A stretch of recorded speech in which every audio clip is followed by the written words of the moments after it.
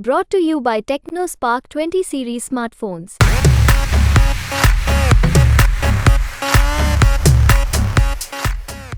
हम राम को लाए। अबे भैया राम को ले आए, रोजगार क्यों नहीं लाए?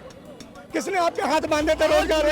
74 साल के बुढ़ापे में राम जाने कौन सा च्यवनप्राश खा के 5 साल और मांग रहे हैं, और ये 25-25 साल के नौजवान रिटायर हो रहे हैं। ये मोदी का च्यवनप्राश कौन सी मुसीबत बने हुए मोदी, और मोदी ही बीजेपी को हराने के लिए काफी है, अब किसी और की जरूरत नहीं है। क्या सिपाही हैं? राहुल के लिए तन मन धन सब वार देंगे। ऐसा नहीं कि लवली की तरह मुंह छुपा के चोर बन के भाग जाएंगे, लड़ेंगे, जीतेंगे। संदीप जी, जो आपके हाथ में बैनर है, इस पर जो लिखा है उसका क्या मतलब है?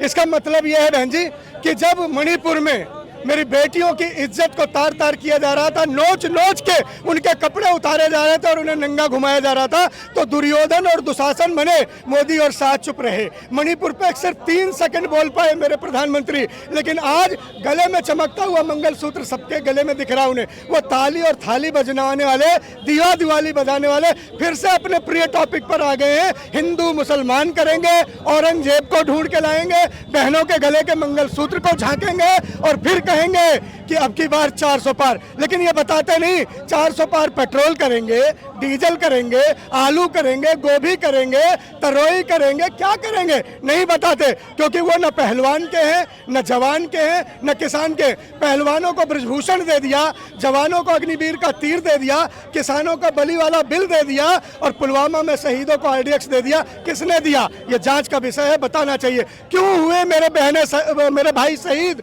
कहां से आया था आरडीएक्स?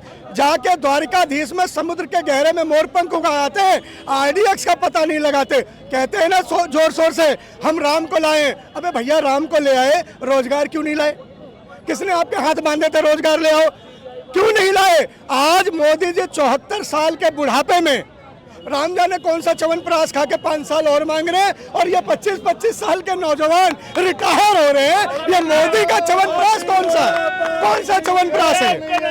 मुद्दा क्या है? आपका मुद्दा क्या है? मुद्दा यह है कि जिस मार्गदर्शक मंडल में मुरली मनोहर जोशी को भेज दिया गया, आडवाणी को भेज दिया गया, सुमित्रा जी को भेज दिया गया, राजेंद्र अग्रवाल को भेज दिया गया, उस मार्गदर्शक मंडल इंतजार कर रहा है। मोदी क्यों नहीं जा रहे? पूरी बीजेपी की पनौती बने हुए हैं, पूरी बीजेपी की मुसीबत बने हुए मोदी, और मोदी ही बीजेपी को हराने के लिए काफी है, अब किसी और की जरूरत नहीं है। आपको बताना है कि कांग्रेस कैसे जीतेगी, आपको बताना है कि इंडिया गठबंधन कैसे जीतेगा, आप बता रहे हैं कि बीजेपी कैसे हारेगी। दुश्मन की हार ही अपनी जीत होती है, आपको पता होगा। दुश्मन हार जाए तो मैं जीत जाता हूँ, ये समझती हैं। मैं अयोध्या का ब्राह्मण हूँ, मैं जानता हूँ कि इनका भविष्य क्या है। कल सरयू किनारे गए थे, मैंने मोदी जी से कहा था यहीं सरयू में स्नान लेकर संन्यास ले लो। अब आपका उम्र संन्यास लेने की है, राजगद्दी पे बैठने की नहीं है। कांग्रेस को जो चुनाव पत्र है, न्याय पत्र है, राहुल जी ने जो न्याय पत्र की घोषणा की है, वो न्याय पत्र बहनों का है। वो आधी आबादी को पूरा अधिकार देने का है, वो आदिवासियों को मुख पर मूत्रपात से बचाने का है, वो नौजवानों को अग्निवीर से बचाने का है, वो पर्चा लीक ना होने की गारंटी है। और जनता जब चुनाव लड़ती ना मेरी बहन, तो जनता ही राज तिलक देती है, जनता ही। उत्तर पूर्वी दिल्ली में कन्हैया के सामने मनोज तिवारी हैं। मनोज तिवारी कह रहे हैं कि कन्हैया कोई चुनौती नहीं है उनके सामने। देखिए, चुनौती तो रिमोट से लहंगा उठाना है उनके लिए, रिंकिया के पापा हंस देना है, बियर पी के बेबी नाचे लगली छम छम है, खींच के मार देली चाटा है। मैं ब्राह्मण का बच्चा हूँ, ब्राह्मणों को ने हमेशा समाज को संस्कार दिया है। मनोज तिवारी ने अपमान और अश्लीलता देके ब्राह्मणों को कलंकित किया है, पंडितों के माथे पर कलंक लगाया ऐसे गंदे गाने देकर। इस गंदगी को, इस झूठ को, इस लूट को एक पढ़ा लिखा नायक आया कन्हैया कुमार, जो इनका झोला समेट देगा, झूठ की चिट्ठी को उस पते पर भेज देगा जिसका कोई आखिरी ठिकाना नहीं है। अच्छा संदीप जी, आप पहले आम आदमी पार्टी में हुआ करते थे, आपने कांग्रेस ज्वाइन कर ली। दिल्ली कांग्रेस के पूर्व अध्यक्ष, अब तो पूर्व हो गए ना, क्योंकि लवली जी छोड़ गए, तो दिल्ली कांग्रेस में तो बड़ी उठापटक चल रही है, पार्टी के भीतर इतनी उठापटक है। आप बात कर रहे हैं बीजेपी को हराने की, बिल्कुल आप कंपटीशन में, आप कॉन्टेस्ट करिएगा, लेकिन पार्टी के भीतर जो अंतरकल है जनता के बीच, तो ये भी बात जा रही है। बढ़िया सवाल है, लेकिन मैं बड़ा सौभाग्यशाली हूँ।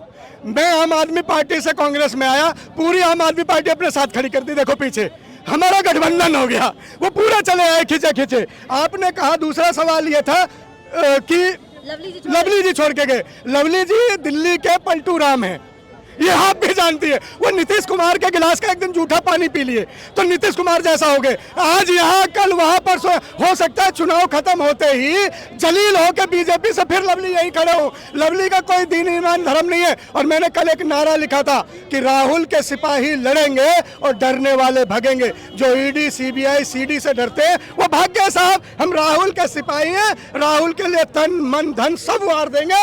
ऐसा नहीं कि लवली की तरह मुंह छुपा के चोर बन के भाग जाएंगे, लड़ेंगे, जीतेंगे। थैंक यू, बहुत बहुत शुक्रिया। Thank you ma'am. तो ये थे संदीप मिश्रा, कांग्रेस, दिल्ली कांग्रेस के नेता हैं। पहले आम आदमी पार्टी में हुआ करते थे, फिर दिल्ली कांग्रेस का दामन थाम लिया और अब लगातार जो इंडिया गठबंधन के उम्मीदवार हैं, जो कांग्रेस की तरफ से इंडिया गठबंधन के उम्मीदवार हैं, उनके लिए प्रचार में शामिल हो रहे हैं और अपने तरीके से अलग अंदाज में बहुत ही आक्रामक तरीके से बात रखते हैं। उसी अंदाज में एक बार फिर से नजर आए। कैमरामैन रंजीत के साथ अनुराधा तंवर।